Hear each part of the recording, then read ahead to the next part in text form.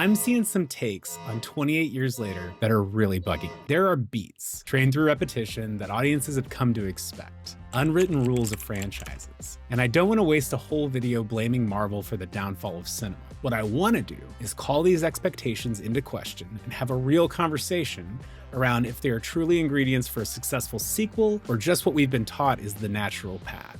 Here's why the haters are wrong about 28 years later. Let's start with the music. One of the worst takes I've seen on 28 years later is the soundtrack is bad. Quote, not reusing the John Murphy theme was a kick in the face. A sequel is bound to its franchise in some ways, but the best ones aren't remakes, especially when it comes to music. Case in point, name one track from the Force Awakens soundtrack. We all know the Star Wars theme, and while subtle needle drops as a nod to a familiar character can service the plot, simply rehashing the same song over and over again is lazy. That's a kick in the face. I gave you another $20. Give me something new. 28 Years Later has a soundtrack from Young Fathers, and I love everything about it. Boyle took a risk. This is their first score, and it's a home run.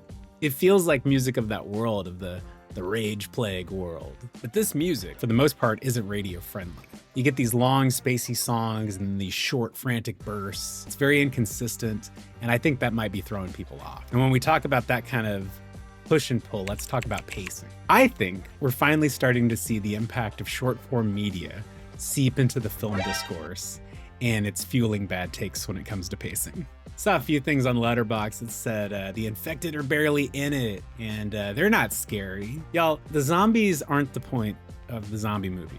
The people are. The best horror movies, the best movies, endear you to the characters to give you skin in the game. We're all watching a fiction. These are all actors. It's easy to dip out and say, this is just a movie.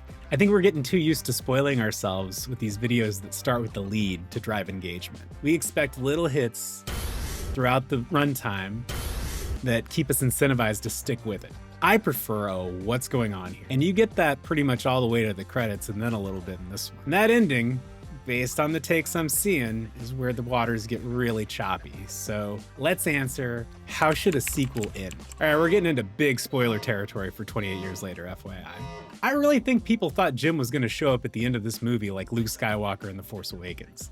Guys, Jim is not a Jedi. He's a dude who woke up in a living hell 28 years ago. He didn't discover the rage virus. He wasn't trying to cure it. He was just trying to survive. When people know the next movie is a surefire bet, I think they're conditioned to believe that next chapter is going to directly continue an earlier character's arc.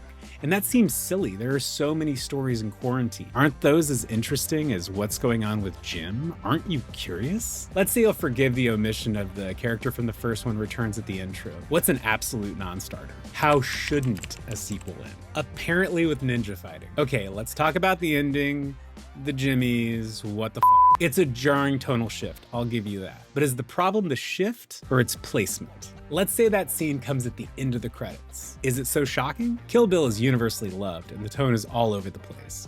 People trust Tarantino to pay off. Guys, this is Danny Boyle and Alex Garland. They know what they're doing. I don't know why there are Jimmy Savile Power Rangers, unless maybe those kids raised themselves and children's television was their only reference for how to act. Oh wait, that makes sense. Keep in mind, this kid doesn't even know what a cell phone is. Chefs in the kitchen, let them cook. All right, you're going, dude, make your point. Movies aren't supposed to be Easter egg fests. That's what YouTube breakdowns are for. If you're going to go into a sequel looking for fan service and you don't find it, that's not the movie's fault. One of the best things about movies is you can watch them in one sitting. Nothing is stopping you from rewatching the original if the latest entry lets you down. It's done. It's frozen. It's safe. I get wanting more though, and I get wanting the more to be good. So, in my opinion, here's the right way to sequel. And 28 Years Later hits all these marks. Number one, have a story to tell that stands on its own. Garland and Boyle have made it clear this is why they returned. You don't need to see the previous films to catch up, and the recap they offer isn't a previously on.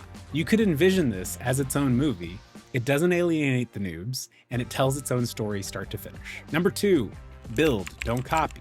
The best version of the original exists. It's 28 days later. Not all structures are foundations, and we don't need any more track houses. The original is so clever in how it's built that it creates a mystery worth exploring. There's a lot going on in this world. I could watch a whole movie with zero rage zombies, just showing how the rest of the world is carrying on, accepting a whole region is just lost. Think the Thanos snap. There's some really interesting stuff there. Finally, number three, take a swing. A lot of sequels fail trying to recreate the first film's energy. A great sequel has an energy all of its own. Fortune favors the bold. Give us something to talk about. They sure as shit did here. Haters, I'm gonna address you directly. It's easy to say the first one's the best one because it's hard to top experiencing something brand new for the first time. We got so lucky this year with Sinners.